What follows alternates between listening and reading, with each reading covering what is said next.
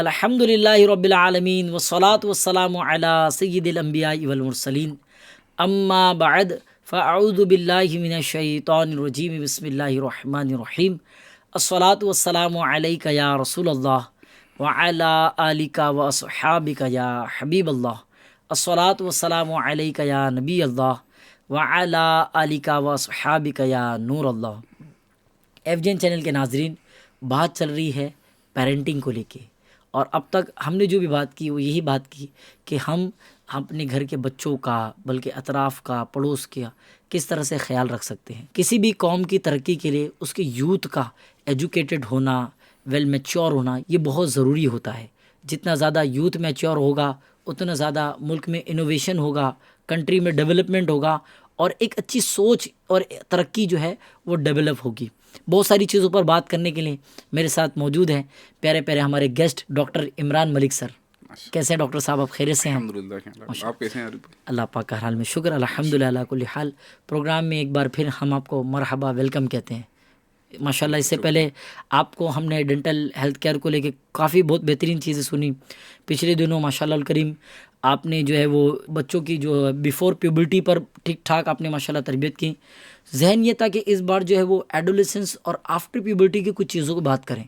School life तो है ही है, लेकिन एक बड़ा चेंज हमें देखने को मिलता है कि जब बच्चा कॉलेज लाइफ में जो है वो जंप करता है, बिल्कुल नया नया एनवायरनमेंट, यूनिफॉर्म भी अक्सर जगह जो है वो नहीं होते, कहीं यूनिफॉर्म भी होता होगा, यूनिफॉर्म भी नहीं होता, ड्रेसअप भी होता है, एक दूसरे के ड्रेस से मुतासिर भी हो रहे होते हैं, एक अलग कल्चर डेवलप होता है। तो क्या ऐसी सूरत होती है और वक्त के साथ बच्चे जो है बहुत ज़्यादा चेंज होते हैं और उनके बिहेवियर में, उनकी ज़िद में, उनकी डिमांड में, उनके सोचने में बहुत ज़्यादा चेंज आता चला जाता है। क्या फरमाएंगे डॉक्टर साहब इस पर? बिस्मिल्लाहिर्रहमानिर्रहीम। आरिफ भाई, जो टॉपिक है एडोलेसेंस, यानी यूँ समझिए इसका मीनिंग अगर हम देखा जाए, इसका मीनिंग है ग्रोथ टू मेचोरिटी। ओह, यानी ये वो स्टेज है कि जब बच्चा मेचोरिटी की तरफ बढ़ता चले जाता है। अच्छा, किताबों में ये स्टेज को ये भी कहा गया है, this is the stage of stress and storm. Allah. Stress यानी बच्चों पर यानी एक अच्छा प्रेशर आना, और ये तूफ़ान, स्टॉर्म यानी तूफ़ान कहा जाता है, यानी उनकी लाइफ में ये समझ लीजिए कि तूफ़ान जैसा कुछ चेंज होना। एडोलेसेंस ये स्टेज है, अगर हम देखें कि बच्चा है ना, उसकी फ़िज़िकल ग्रोथ भी है ना एक जी अच्छे, यानी यूँ समझे कि एक अलग लेवल पे जाती है। जी उसके बाद में उसकी कॉग्निटिव ग्रोथ, यानी उसकी रीडिंग कैपेसिटी, माइंड से मतलब एक्सेप्ट करना, उसकी ग्रोथ भी एक हाई लेवल पे होती है।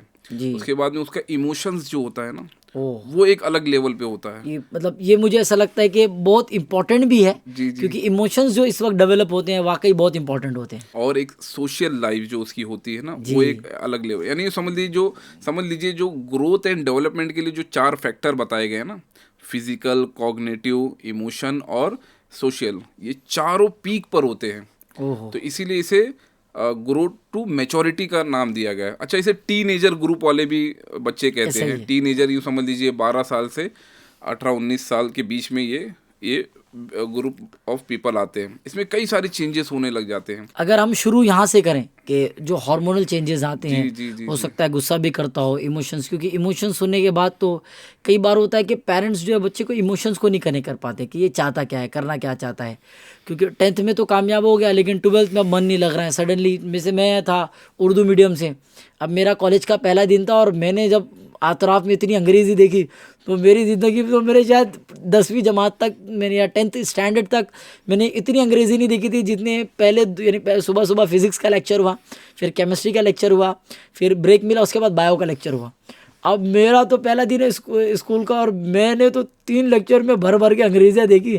मेरे तो होश नहीं यदि काम कर रहे कि इतनी अंग्रेज़ी, बहुत कुछ समझ में भी नहीं आ रहा होता है। एफजेन चैनल के नाजरीन भी इस चीज़ को जानना चाहेंगे डॉक्टर साहब कि होता ये है कि ये अब चूँकि अब ये प्यूबर्टी के बिल्कुल करीब करीब का वक्त है और हार्मोनल चेंजेस भी हो रहे होते हैं, नया नया जो है वो बोलते हैं ना, जिसे आज जो एक स्लैंग लैंग्वेज में कहूँ तो जवानी फूट रही होती है, और बिल्कुल नौजवान जिसे हम कहते हैं वो हो रहा होता है बिल्कुल यंग। और अब वो जो है वो बहुत सारी चीज़ों को, अपनी लाइफ को एक्सप्लोर करने आ रहा है। तो ऐसी सिचुएशन में क्या क्या हार्मोनल चेंजेस होते हैं, किस तरह से इमोशंस डेवलप होते हैं, अगर इस पर बात की जाए डॉक्टर साहब? इसमें आरिफ भाई देखें, एडोलसेंस में यूँ समझिए ग्रोथ और पॉवर्टी, ये ना एक हाई लेवल में मतलब ये रहती है। तो इसमें इमोशंस की अगर हम बात करें सबसे पहला, क्योंकि जो ये स्टेज होती है इस अपना एडोलसेंस वाली, उससे पहले से लेकर यानी अगर बॉर्न से लेकर अभी तक ये समझ लीजिए 10-11 साल तक हमने जो तरबियत दी होगी, जो भी पेरेंटिंग की होगी, इसका इफेक्ट अब इधर भी आने वाला है। क्योंकि ये जो स्टेज रहती है एडोलसेंस वाली, यूँ समझ लीजिए कि अब जो है ये चाइल्ड या फिर जो भी, तो ये ना पेरेंट्स से अब ना कनेक्टिविटी दूर करते करते ना अपने सेम एज ग्रुप वालों के साथ होने लग जाता है। ऐसा ही है। ये हार्मोनल चेंज होता है। अच्छा, हार्मोनल चेंज के ऊपर तो उसमें बहुत सारे लेक्चर हो जाएंगे, क्योंकि ये एक यूँ समझ लीजिए ग्रोथ हार्मोन होता है हमारे बॉडी में, जी जो हमारे दिमाग में पिट्यूटरी ग्लैंड होता है, तो उसके ज़रिए वो ग्रोथ हार्मोन रिलीज होता है। जी तो ये स्टेज में उसका ग्रोथ होना, फिर एक हार्मोन है टेस्टोस्टेरोन जो पॉवर्टीनेस के लिए मतलब बहुत इफेक्टिव रहता है। तो अच्छा। बहुत सारे चेंजेस आने लग जाते हैं बॉडीज़ में। ठीक है, आप देखे होंगे कि ये जो टीनेजर होते हैं ना, उनके फेस पे ना एक्ने यानी दाने वगैरह भी आना चालू हो जाते हैं, जिसको जी लेकर बच्चे जो बड़े परेशान रहते हैं। हालांकि ये एज के लिए नॉर्मल है, नॉर्मल है। दुनिया भर की क्रीम और ये सब लगाना, क्योंकि इनका इमोशन एक अलग लेवल पे होता है। फिर यूँ समझिए कि सेम एज ग्रुप की वो बात ज़्यादा सुनेंगे, उनके साथ ज़्यादा रहेंगे, जिसे कहते हैं पीयर ग्रुप। ठीक है, ऐसा ही तो है। अब इसमें ये डिपेंड है आरिफ भाई कि अगर हमने शुरू से पेरेंटिंग उनको अच्छी दी होती, उनके साथ कनेक्टिविटी बनाई रहती, तो वो जो है ना अब जो है वो पीयर ग्रुप से रहेगा। अच्छा, हमें ये भी ध्यान देना है कि उसका पीयर ग्रुप कैसा है।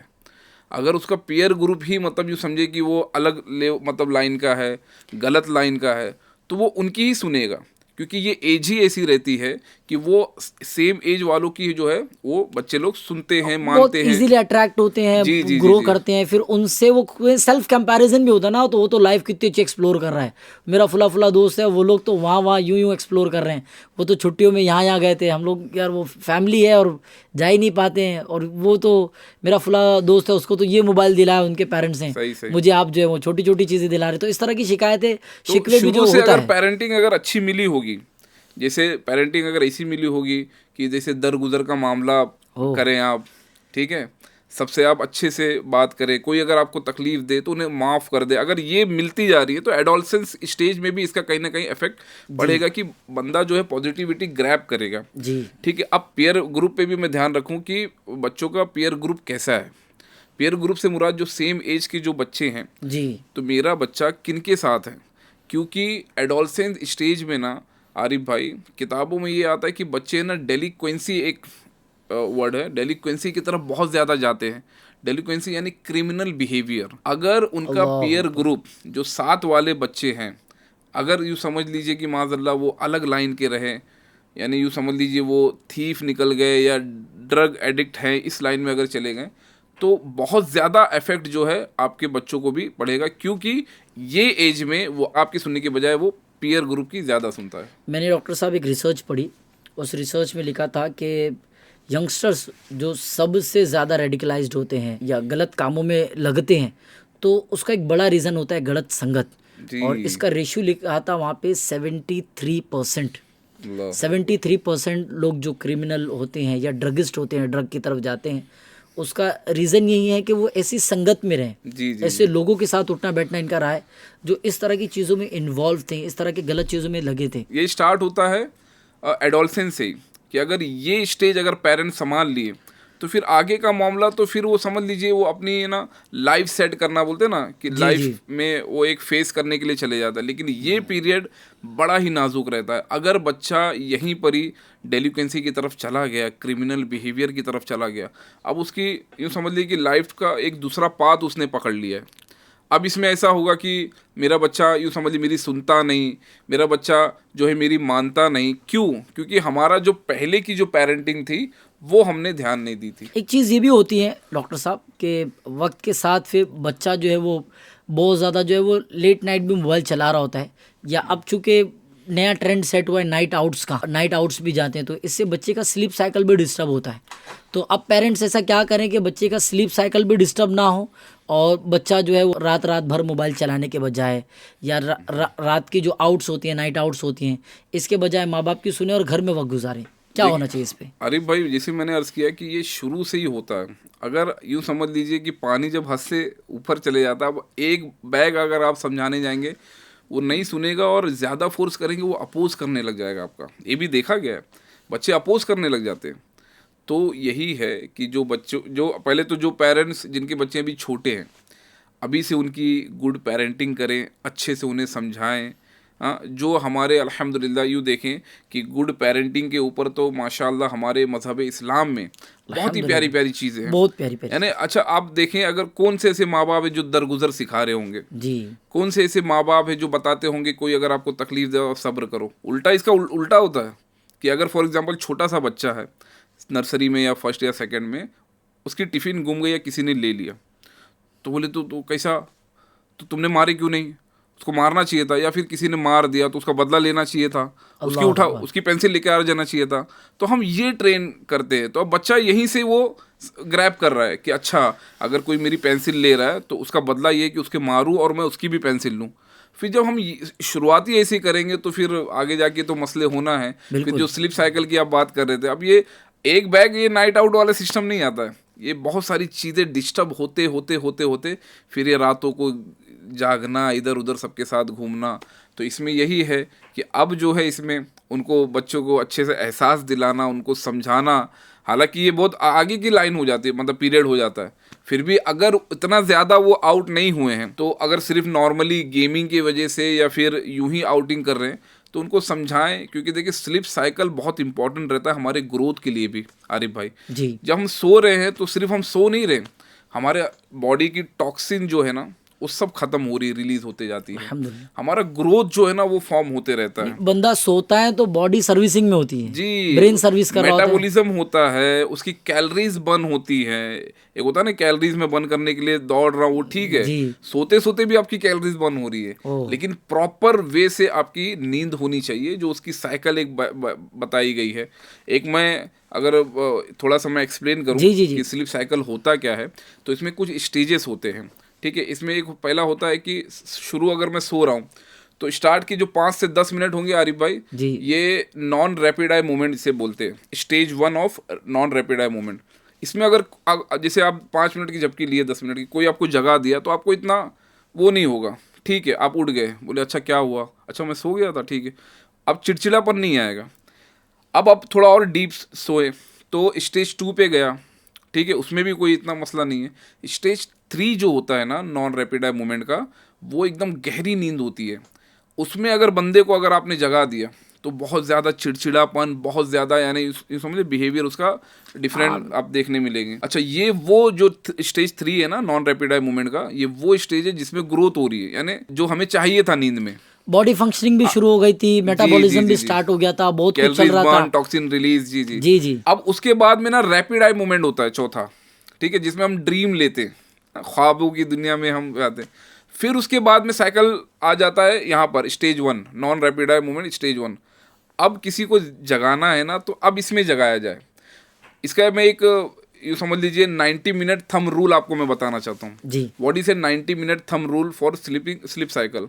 यानी जब भी आप सो रहे हैं तो ये 90 मिनट का आप है ना ये देखें कि साइकिल मेरा जो स्टार्ट के 65 मिनट है, ये आप जो स्टेज 3 पे जा रहे हैं इसमें कोई जगाएगा तो ये समझ लीजिए कि बहुत ज़्यादा चिड़चिड़ापन पूरा दिन, यानी समझ लीजिए कि गुस्सा आना और ये सब।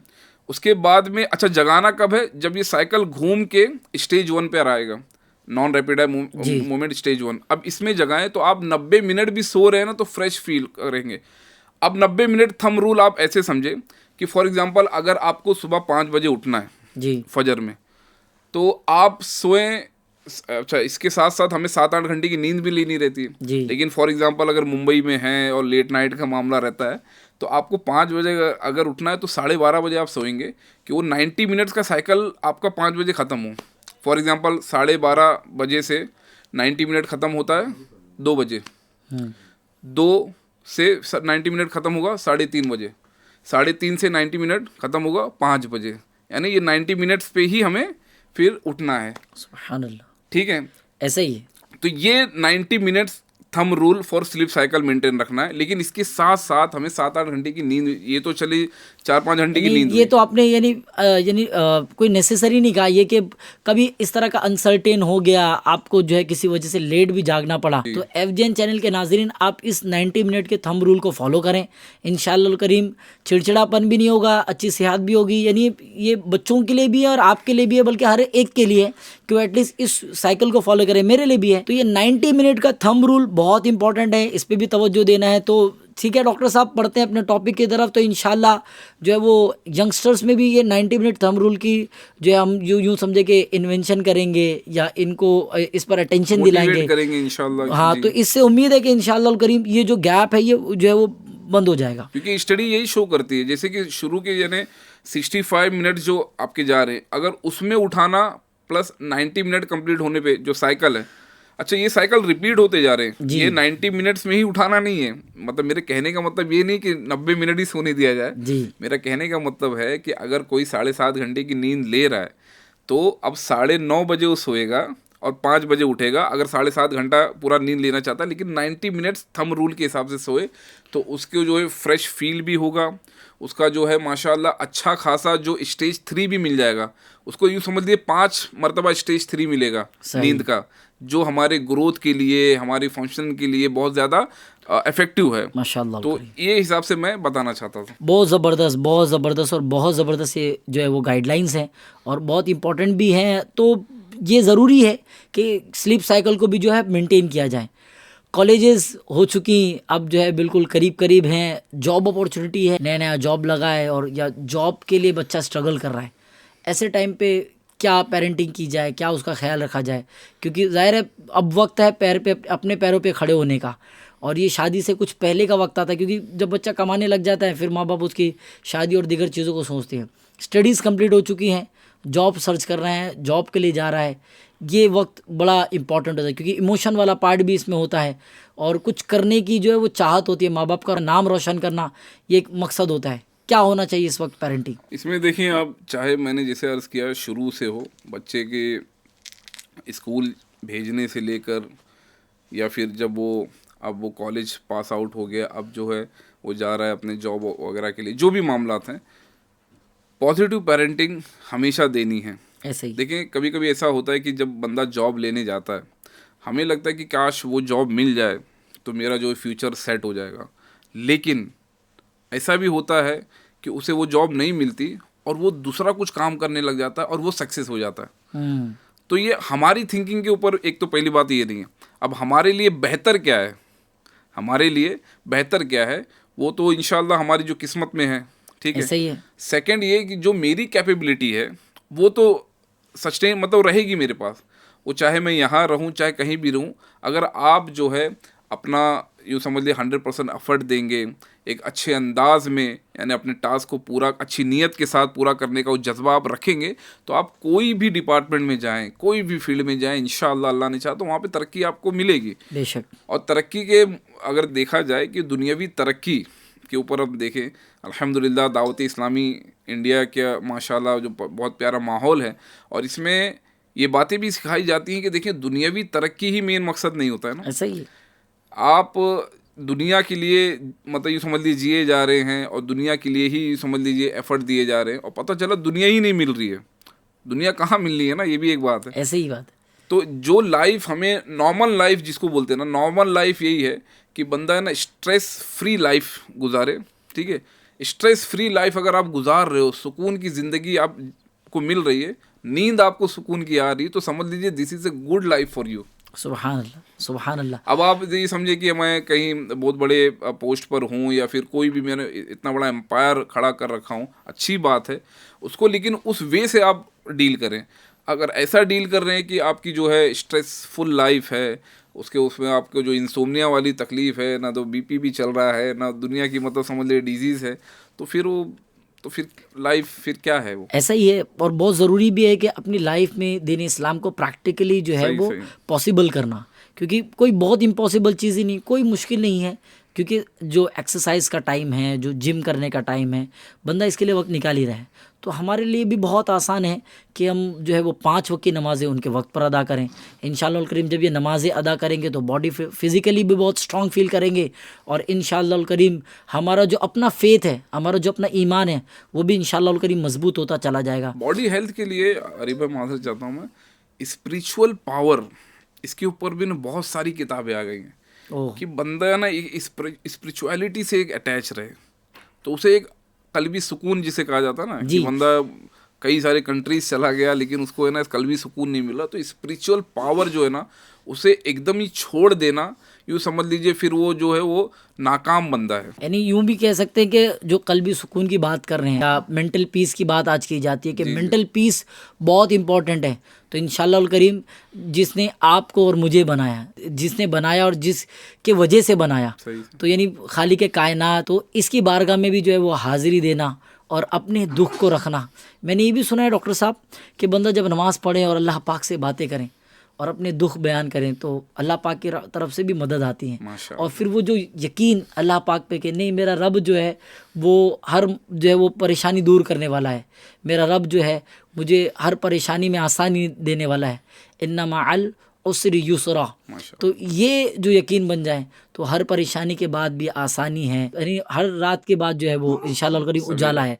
तो बहुत कुछ इंशाअल्लाह करीम लाइफ में आएगा। बीइंग आ प्रैक्टिसिंग मुस्लिम जो हमें चीज़ें मिलती हैं कि हमें जो फ़राइज़ व वाजिबात की पाबंदी करना है, इससे भी इंशाअल्लाह करीम जब हम इन सारी चीज़ों को फॉलो करेंगे तो बहुत सारी तकालीफ से, परेशानियों से दूर होंगे। चूँकि ज़ाहिर है वक्त बड़ा लिमिटेड है, कुछ डॉक्टर साहब एडवाइसेस और हमारे लिए इम्पोर्टेंट गाइडलाइंस। देखिए पेरेंट्स के लिए सबसे पहले मैं ये अर्ज़ करना चाहता हूँ कि मैं जैसे कहा कि शुरू से एंड तक है ना आप है ना अपने बच्चों से कनेक्ट रहें, ठीक है, कनेक्ट रहे, यानी ये एहसास हो कि आप कोई भी सिचुएशन में हो आप घबराएं नहीं, हम हैं। तो ये फीलिंग देना ये ना बहुत ज़्यादा बूस्ट है, यानी अब ये समझ लीजिए कि वो दुनिया से ही समझ लीजिए फेस करने को तैयार है, ठीक है। साथ साथ पेरेंट्स जो हैं दुआ भी मांगे, माशाल्लाह माँ बाप की दुआ अल्हम्दुलिल्लाह, तो वो भी एक करें। और अपने बच्चों को जो है, अच्छा ये देखा जाता है ना कई पेरेंट्स हैं ना, अगर मान लें बच्चा अगर कुछ नहीं कामयाब हुआ, जैसे एग्ज़ाम की बात ले ले या नौकरी की बात ले ले, तो उसकी ना बुराई फिर करने लग जाते हैं कि यार ये मेरा तो फेल हो गया। तो दूसरों को ना बताएं, दूसरों को जब आप बताएंगे ना तो यूँ समझ लीजिए आप उसका जो मोटिवेशन है ना वो कम करते चले जा रहे हैं। अल्लाह, यानी अगर वो आप देख रहा है कि यानी मेरी जो है बातें, समझ लो कोई भी अगर फील्ड में वो नाकाम, जैसे फॉर एग्जांपल 10th में परसेंटेज कम रहा है, तो आप उसको हौसला दें कि बेटा अगली बार आप अच्छे से पढ़ें। अगर आप जो है दूसरों को बता बता के उसका मोटिवेशन कम कर देंगे तो नेक्स्ट टाइम फिर और रिजल्ट उसका कम आएगा। अल्लाह, तो ये सब बातें बहुत ज़्यादा ध्यान रखने की चीज़ है। बिल्कुल बिल्कुल, और इस चीज़ पर तवज्जो भी देना है, अपना भी ख्याल रखना है, अपनी फैमिली का भी ख्याल रखना है। FGN चैनल के नाजरीन, हमारा यूथ हमारा फ्यूचर है, हमारा कल है। और मैंने एपिसोड के स्टार्ट में भी कहा था कि किसी भी कंट्री के लिए वेल डेवलप होना, उस कंट्री की ग्रोथ का होना, उसकी यूथ पर बहुत ज़्यादा डिपेंड करता है। तो ये प्रोडक्टिविटी हमारे यूथ की वजह से है। तो ज़ाहिर है आप जो पेरेंट्स मुझे सुन रहे हैं, जो हमारी यूथ मुझे सुन रही है, मैं सभी से रिक्वेस्ट करूँगा कि आप यूथ जो है वो पेरेंट्स को जो है मॉरल सपोर्ट करें, इनको खुश करें, और माँ बाप जो हैं ये बच्चों की जो है हौसला अफजाई करें, हिम्मत दें, इन्हें पॉजिटिव वाइब्स दें, इनसे बात करें, कम्युनिकेशन गैप नहीं बल्कि कनेक्शंस को मजबूत रखें इंशाअल्लाह करीम। इसी तरह की प्यारी प्यारी बातें FGN चैनल के और भी कई सारे जो है वो प्रोग्राम्स में भी सिखाई जाती है, बताई भी जाती हैं। अपने घर के माहौल को और बेहतर बनाने के लिए देखते रहिए और दिखाते रहिए FGN चैनल। सल्लु अलल हबीब सल्लल्लाहु ताला अला मुहम्मद सल्लल्लाहु ताला अलैहि वालिहि वसल्लम। जो है बीमार सेहत के तालिब, उन पे फरमा करम